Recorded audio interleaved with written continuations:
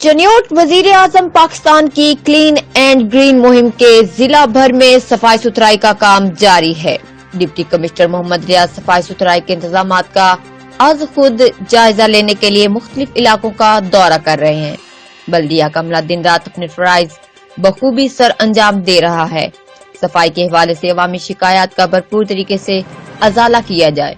Sewerage के हवाले से शहरियों की शिकायत पर वेंचरिंग मशीन व दीगर मशीनरी से लाइनों की सफाई का काम जारी है।